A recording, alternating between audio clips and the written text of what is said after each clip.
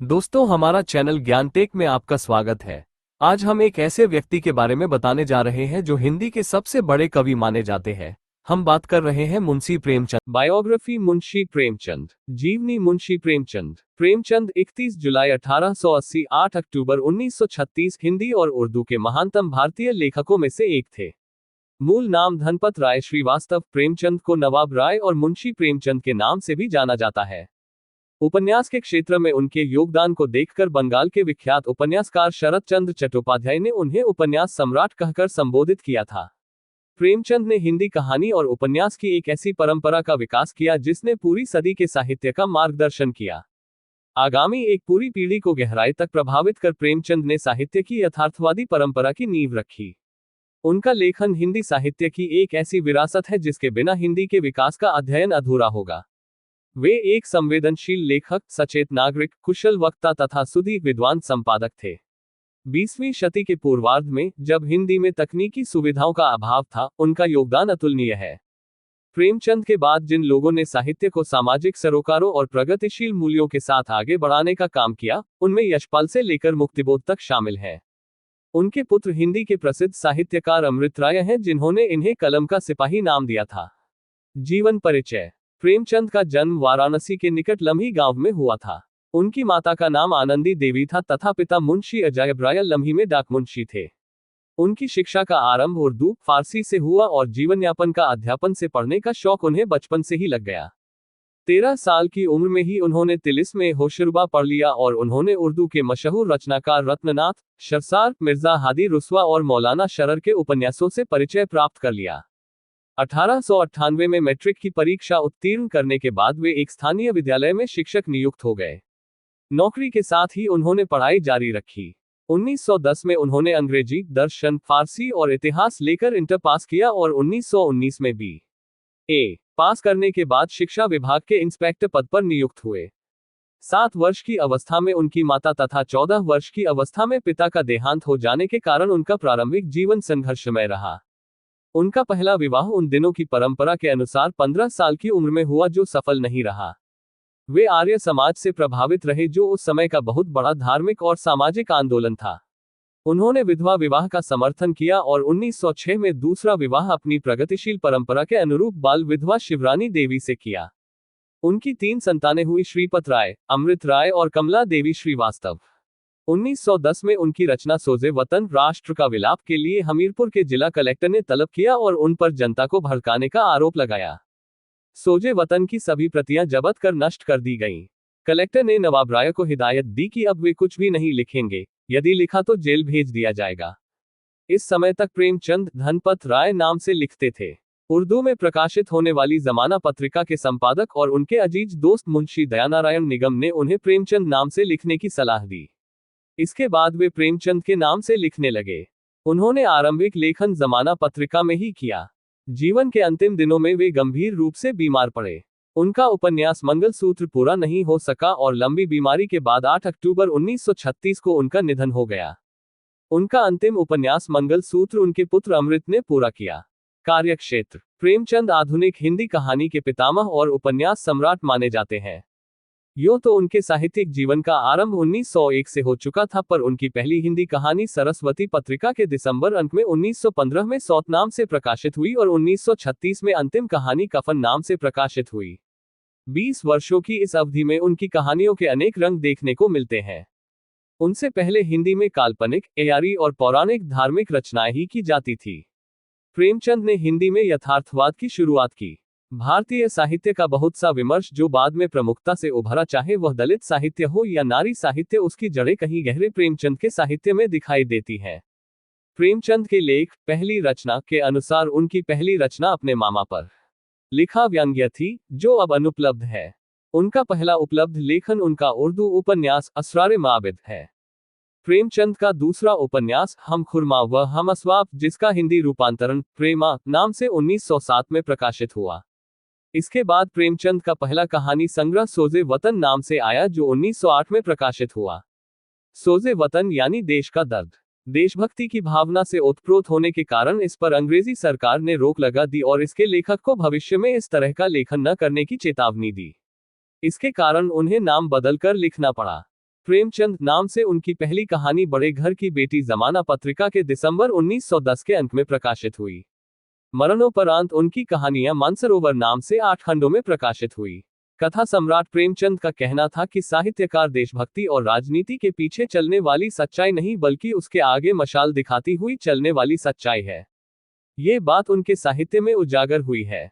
1921 में उन्होंने महात्मा गांधी के आह्वान पर अपनी नौकरी छोड़ दी।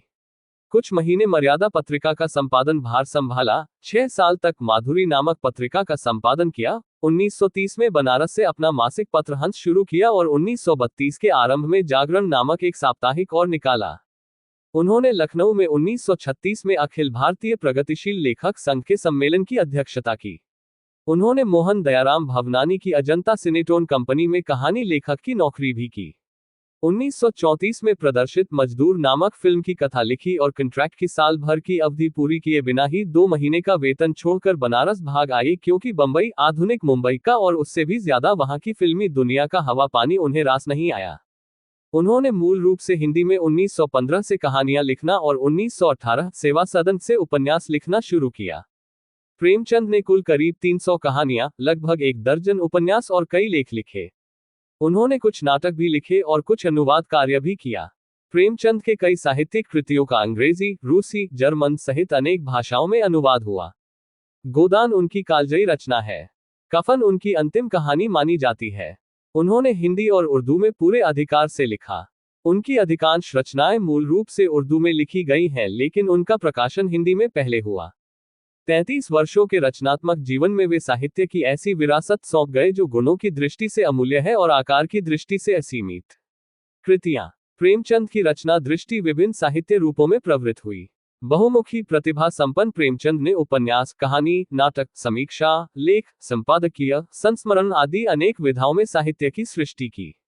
प्रमुखतया उनकी ख्याति कथाकार के तौर पर हुई और अपने जीवन काल में ही वे उपन्यास सम्राट की उपाधि से सम्मानित हुए। उन्होंने कुल 15 उपन्यास, 300 से कुछ अधिक कहानियां, 3 नाटक, 10 अनुवाद, 7 बाल पुस्तकें तथा हजारों पृष्ठों के लेख, संपादकीय, भाषण, भूमिका, पत्र आदि की रचना की, लेकिन जो यश और प्रतिष्ठा उन्हें उपन्यास और कहानियों से प्राप्त हुई, वो अन्य विधाओं से प्राप्त न हो सकी। ये स्थिति हिंदी और उर्दू भाषा दोनों में समान रूप से दिखाई देती है। उपन्यास। प्रेमचंद के उपन्यास न केवल हिंदी उपन्यास साहित्य में बल्कि संपूर्ण भारतीय साहित्य में मील के पत्थर हैं। प्रेमचंद कथा साहित्य में उनके उपन्यासकार का आरंभ पहले होता है। उनका पहला उर्दू उपन्यास अपूर्ण असरार माबिद उर्फ देवस्थान रहस्य, उर्दू साप्ताहिक, आवाज एक हल्क में 8 अक्टूबर 1903 से 1 फरवरी 1905 तक धारावाहिक रूप में प्रकाशित हुआ। उनका दूसरा उपन्यास हम खुरमा व हम अस्वाब, जिसका हिंदी रूपांतरण प्रेमा नाम से 1907 में प्रकाशित हुआ। चूंकि प्रेमचंद मूल रूप से उर्दू के लेखक थे और उर्दू से हिंदी में आए थे, इसलिए उनके सभी आरंभिक उपन्यास मूल रूप से उर्दू में लिखे गए और बाद में उनका हिंदी तर्जुमा किया गया। उन्होंने सेवा सदन 1918 उपन्यास से हिंदी उपन्यास की दुनिया में प्रवेश किया। यह मूल रूप से उन्होंने बाजार हुस्न नाम से पहले उर्दू में लिखा, लेकिन इसका हिंदी रूप सेवा सदन पहले प्रकाशित कराया। सेवा सदन एक नारी के वेश्या बनने की कहानी है। डॉक्टर रामविलास शर्मा के अनुसार सेवा सदन में व्यक्त मुख्य समस्या भारतीय नारी की पराधीनता है। इसके बाद किसान जीवन पर उनका पहला उपन्यास प्रेमाश्रम 1921 आया। इसका मसौदा भी पहले उर्दू में गोशाए आफियत नाम से तैयार हुआ था, लेकिन सेवा सदन की भांति इसे पहले हिंदी में प्रकाशित कराया। प्रेमाश्रम किसान जीवन पर लिखा हिंदी का संभवतः पहला उपन्यास है।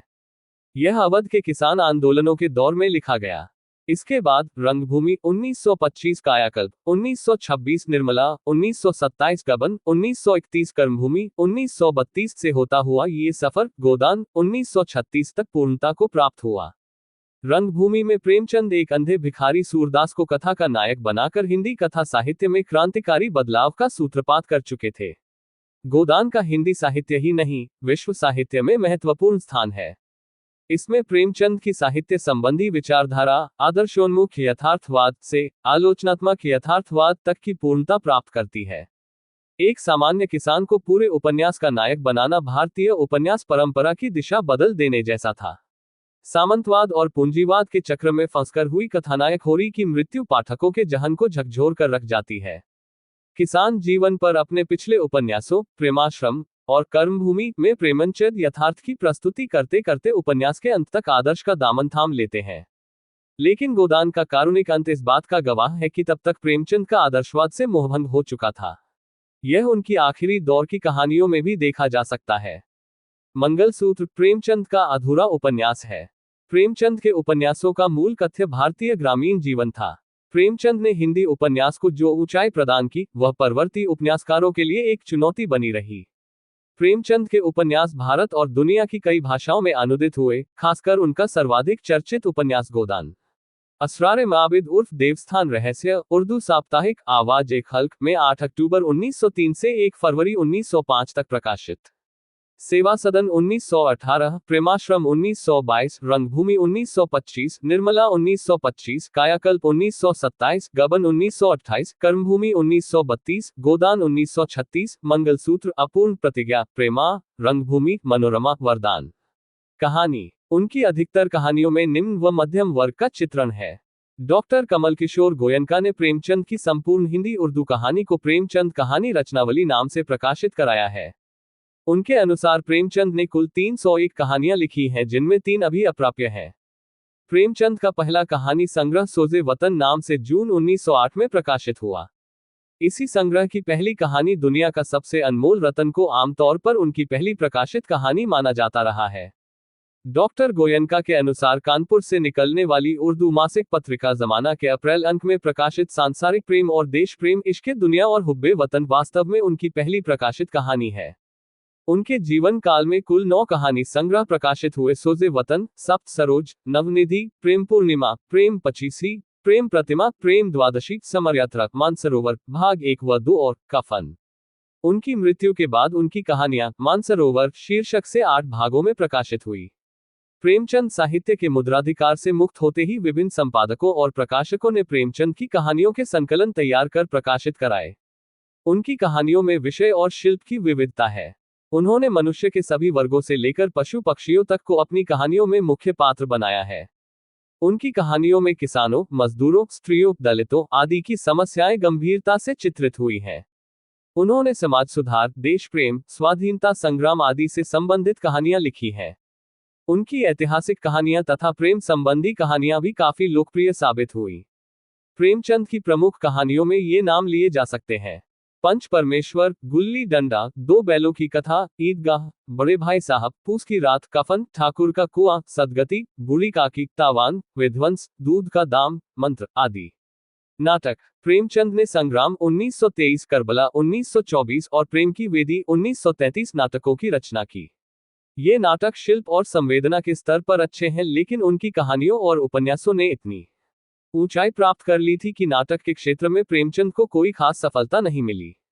ये नाटक वस्तुतः संवादात्मक उपन्यास ही बन गए हैं। लेख, निबंध। प्रेमचंद एक संवेदनशील कथाकार ही नहीं, सजग नागरिक व संपादक भी थे। उन्होंने हंस, माधुरी, जागरण आदि पत्र पत्रिकाओं का संपादन करते हुए व तत्कालीन अन्य सहगामी साहित्यिक पत्रिकाओं, चांद, मर्यादा, स्वदेश आदि में अपनी साहित्यिक व सामाजिक चिंताओं को लेखों या निबंधों के माध्यम से अभिव्यक्त किया। अमृत राय द्वारा संपादित प्रेमचंद विविध प्रसंग 3 भाग वास्तव में प्रेमचंद के लेखों का ही संकलन है। प्रेमचंद के लेख प्रकाशन संस्थान से कुछ विचार शीर्षक से भी छपे हैं। प्रेमचंद के मशहूर लेखों में निम्न लेख शुमार होते हैं: साहित्य का उद्देश्य, पुराना जमाना नया जमाना, स्वराज के फायदे, कहानी कला 1, 2, 3, कौमी भाषा के विषय में कुछ विचार, हिंदी उर्दू की एकता, महाजनी सभ्यता, उपन्यास, जीवन में साहित्य का स्थान आदि। अनुवाद। प्रेमचंद एक सफल अनुवादक भी थे। उन्होंने दूसरी भाषाओं के जिन लेखकों को पढ़ा और जिनसे प्रभावित हुए, उनकी कृतियों का अनुवाद भी किया।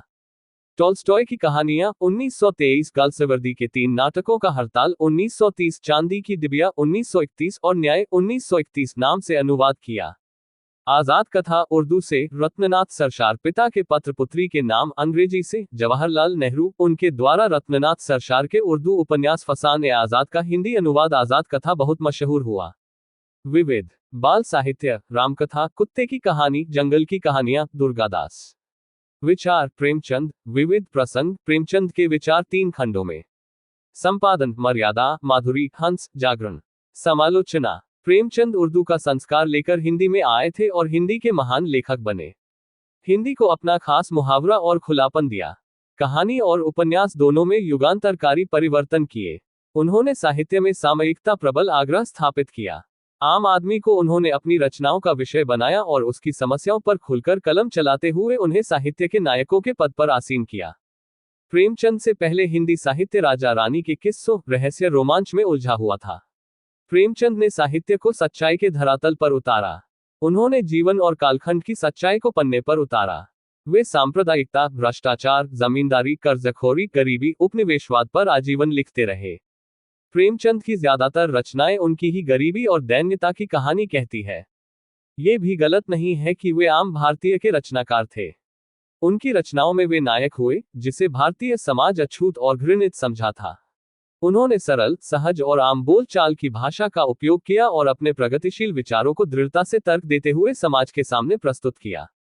1936 में प्रगतिशील लेखक संघ के पहले सम्मेलन की अध्यक्षता करते हुए उन्होंने कहा कि लेखक स्वभाव से प्रगतिशील होता है और जो ऐसा नहीं है वह लेखक नहीं है। प्रेमचंद हिंदी साहित्य के युग प्रवर्तक हैं। उन्होंने हिंदी कहानी में आदर्शोन्मुख यथार्थवाद की एक नई परंपरा शुरू की। प्रेमचंद के जीवन संबंधी विवाद। इतने महान रचनाकार होने के बावजूद प्रेमचंद का जीवन आरोपों से मुक्त नहीं है। प्रेमचंद के अध्येता कमल किशोर गोयनका ने अपनी पुस्तक प्रेमचंद अध्ययन की नई दिशाएं में प्रेमचंद के जीवन पर कुछ आरोप लगाकर उनके साहित्य का महत्व कम करने की कोशिश की। प्रेमचंद पर लगे मुख्य आरोप है, प्रेमचंद ने अपनी पहली पत्नी को बिना वजह छोड़ा और दूसरे विवाह के बाद भी उनके अन्य किसी महिला से संबंध रहे, जैसा कि शिवरानी देवी ने प्रेमचंद घर में उद्धृत किया है। प्रेमचंद ने जागरण विवाद में विनोदशंकर व्यास के साथ धोखा किया। प्रेमचंद ने अपनी प्रेस के वरिष्ठ कर्मचारी प्रवासीलाल वर्मा के साथ धोखाधड़ी की। प्रेमचंद की प्रेस में मजदूरों ने हड़ताल की। प्रेमचंद ने अपनी बेटी के बीमार होने पर झाड़फूंक का सहारा लिया आदि।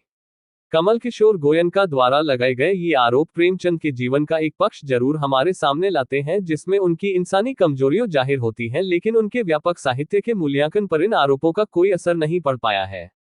प्रेमचंद्र को लोग आज उनकी काबिलियत की वजह से याद करते हैं, जो विवादों को बहुत कम जगह देती है। मुंशी के विषय में विवाद। प्रेमचंद को प्रायः मुंशी प्रेमचंद के नाम से जाना जाता है। प्रेमचंद के नाम के साथ मुंशी कब और कैसे जुड़ गया, इस विषय में अधिकांश लोग यही मान लेते हैं कि प्रारंभ में प्रेमचंद अध्यापक रहे। अध्यापकों को प्रायः उस समय मुंशी जी कहा जाता था। इसके अतिरिक्त कायस्थों के नाम के पहले सम्मान स्वरूप मुंशी शब्द लगाने की परंपरा रही है। संभवतः प्रेमचंद जी के नाम के साथ मुंशी शब्द जुड़कर रूढ़ हो गया। प्रोफेसर सुखदेव सिंह के अनुसार प्रेमचंद जी ने अपने नाम के आगे मुंशी शब्द का प्रयोग स्वयं कभी नहीं किया। उनका यह भी मानना है कि मुंशी शब्द सम्मान सूचक है, जिसे प्रेमचंद के प्रशंसकों ने कभी लगा दिया होगा। यह तथ्य अनुमान पर आधारित है, लेकिन प्रेमचंद के नाम के साथ मुंशी विशेषण जुड़ने का प्रामाणिक कारण यह है कि हंस नामक पत्र प्रेमचंद एवं कन्हैयालाल मुंशी के सह संपादन में निकलता था, जिसकी कुछ प्रतियों पर कन्हैयालाल मुंशी का पूरा नाम न छपकर मात्र मुंशी छपा रहता था। साथ ही प्रेमचंद का नाम इस प्रकार छपा होता था। हंस की प्रतियों पर देखा जा सकता है। संपादक मुंशी प्रेमचंद। हंस के संपादक प्रेमचंद तथा कन्हैयालाल मुंशी थे, परंतु कालांतर में पाठकों ने मुंशी तथा प्रेमचंद को एक समझ लिया और प्रेमचंद मुंशी प्रेमचंद बन गए। ये स्वाभाविक भी है। सामान्य पाठक प्रायः लेखक की कृतियों को पढ़ता है, नाम की सूक्ष्मता को नहीं देखा करता। आज प्रेमचंद का मुंशी अलंकरण इतना रूढ़ हो गया है कि मात्र मुंशी से ही प्रेमचंद का बोध हो जाता है तथा मुंशी न कहने से प्रेमचंद का नाम अधूरा अधूरा सा लगता है। विरासत। प्रेमचंद ने अपनी कला के शिखर पर पहुंचने के लिए अनेक प्रयोग किए। जिस युग में प्रेमचंद ने कलम उठाई थी, उस समय उनके पीछे ऐसी कोई ठोस विरासत नहीं थी और न ही विचार और प्रगतिशीलता का कोई मॉडल ही उनके सामने था। लेकिन होते होते उन्होंने गोदान जैसे कालजयी उपन्यास की रचना की, जो कि एक आधुनिक क्लासिक माना जाता है। उन्होंने चीजों को खुद गढ़ा और खुद आकार दिया। जब भारत का स्वतंत्रता आंदोलन चल रहा था, तब उन्होंने कथा साहित्य द्वारा हिंदी और उर्दू दोनों भाषाओं को जो अभिव्यक्ति दी, उसने सियासी सरगर्मी को, जोश को और आंदोलन को सभी को उभारा और उसे ताकतवर बनाया, और इससे उनका लेखन भी ताकतवर होता गया। प्रेमचंद इस अर्थ में निश्चित रूप से हिंदी के पहले प्रगतिशील लेखक कहे जा सकते हैं। 1936 में उन्होंने प्रगतिशील लेखक संघ के पहले सम्मेलन को सभापति के रूप में संबोधन किया था। उनका यही भाषण प्रगतिशील आंदोलन के घोषणा पत्र का आधार बना। प्रेमचंद ने हिंदी में कहानी की एक परंपरा को जन्म दिया और एक पूरी पीढ़ी उनके कदमों पर आगे बढ़ी। 50-60 के दशक में रेणु, नागार्जुन और इनके बाद श्रीनाथ सिंह ने ग्रामीण परिवेश की कहानियां लिखी हैं, वो एक तरह से प्रेमचंद की परंपरा के तारतम्य में आती हैं। प्रेमचंद एक क्रांतिकारी रचनाकार थे। उन्होंने न केवल देशभक्ति बल्कि समाज में व्याप्त अनेक कुरीतियों को देखा और उनको कहानी के माध्यम से पहली बार लोगों के समक्ष रखा। उन्होंने उस समय के समाज की जो भी समस्याएं थीं उन सभी को चित्रित करने की शुरुआत कर दी थी। उसमें दलित भी आते हैं, नारी भी आती हैं। ये सभी विषय आगे चलकर हिंदी साहित्य के बड़े विमर्श बने। प्रेमचंद हिंदी सिनेमा के सबसे अधिक लोकप्रिय साहित्यकारों में से हैं। सत्यजीत राय ने उनकी 2 कहानियों पर यादगार फिल्में बनाई। 1977 में शतरंज के खिलाड़ी और 1981 में सदगति। उनके देहांत के 2 वर्षों बाद के सुब्रमण्यम ने 1938 में सेवा सदन उपन्यास पर फिल्म बनाई जिसमें सुब्बालक्ष्मी ने मुख्य भूमिका निभाई थी। 1977 में मृणाल सेन ने प्रेमचंद की कहानी कफन पर आधारित ओका उरी कथा नाम से एक तेलुगु फिल्म बनाई जिसको सर्वश्रेष्ठ तेलुगु फिल्म का राष्ट्रीय पुरस्कार भी मिला। 1963 में गोदान और 1966 में गबन उपन्यास पर लोकप्रिय फिल्में बनी। 1980 में उनके उपन्यास पर बना टीवी धारावाहिक निर्मला भी बहुत लोकप्रिय हुआ था। प्रेमचंद संबंधी नए अध्ययन। हिंदी साहित्य व आलोचना में प्रेमचंद को प्रतिष्ठित करने का श्रेय डॉक्टर रामविलास शर्मा को दिया जाता है, परंतु यह एक गलत धारणा है। दरअसल एक कहानीकार और उपन्यासकार के रूप में प्रेमचंद की लोकप्रियता उनके जीवनकाल में ही इतनी ज्यादा थी कि उन्हें उपन्यास सम्राट कहा जाने लगा था। प्रेमचंद को स्थापित करने वाले उनके पाठक थे, आलोचक नहीं। प्रेमचंद के पत्रों को सहेजने का काम अमृत राय और मदनगोपाल ने किया। प्रेमचंद पर हुए नए अध्ययनों में कमल किशोर गोयनका और डॉक्टर धर्मवीर का नाम उल्लेखनीय है। कमल किशोर गोयनका ने प्रेमचंद के जीवन के कमजोर पक्षों को उजागर करने के साथ साथ प्रेमचंद का अप्राप्य साहित्य 2 भाग व प्रेमचंद विश्वकोश 2 भाग का संपादन भी किया है। डॉक्टर धर्मवीर ने दलित दृष्टि से प्रेमचंद साहित्य का मूल्यांकन करते हुए प्रेमचंद, सामंत का मुंशी व प्रेमचंद की नीली आंखें नाम से पुस्तकें लिखी हैं। पुरस्कार व सम्मान। प्रेमचंद की स्मृति में भारतीय डाकतार विभाग की ओर से 31 जुलाई 1980 को उनकी जन्मशती के अवसर पर 30 पैसे मूल्य का एक डाक टिकट जारी किया गया। गोरखपुर के जिस स्कूल में वे शिक्षक थे वहां प्रेमचंद साहित्य संस्थान की स्थापना की गई है। इसके बरामदे में एक भित्तिलेख है जिसका चित्र दाहिनी ओर दिया गया है। यहाँ उनसे संबंधित वस्तुओं का एक संग्रहालय भी है, जहाँ उनकी एक वक्ष प्रतिमा भी है। प्रेमचंद की 125वीं सालगिरह पर सरकार की ओर से घोषणा की गई कि वाराणसी से लगे इस गांव में प्रेमचंद के नाम पर एक स्मारक तथा शोध एवं अध्ययन संस्थान बनाया जाएगा। प्रेमचंद की पत्नी शिवरानी देवी ने प्रेमचंद घर में नाम से उनकी जीवनी लिखी और उनके व्यक्तित्व के उस हिस्से को उजागर किया है जिससे लोग अनभिज्ञ थे। यह पुस्तक 1944 में पहली बार प्रकाशित हुई थी, लेकिन साहित्य के क्षेत्र में इसके महत्व का अंदाजा इसी बात से लगाया जा सकता है कि इसे दोबारा 2005 में संशोधित करके प्रकाशित की गई। इस काम को उनके ही नाती प्रबोध कुमार ने अंजाम दिया। इसका अंग्रेजी व हसन मंजर का किया हुआ उर्दू अनुवाद भी प्रकाशित हुआ। उनके ही बेटे अमृत राय ने कलम का सिपाही नाम से पिता की जीवनी लिखी है। उनकी सभी पुस्तकों के अंग्रेजी व उर्दू रूपांतर तो हुए ही हैं, चीनी, रूसी आदि अनेक विदेशी भाषाओं में उनकी कहानियां लोकप्रिय हुई हैं।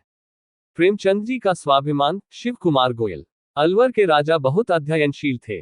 प्राचीन कथाओं के साथ साथ वह वर्तमान समय के प्रख्यात लेखकों की कहानियां, कविताएं तथा उपन्यासों का अध्ययन किया करते थे।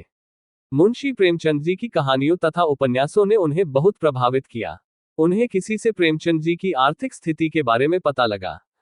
उन्होंने सोचा कि यदि इस महान लेखक को सपरिवार बुलवाकर ससम्मान अलवर में बसा लिया जाए तो वह निश्चिंत होकर साहित्य सृजन कर सकेंगे।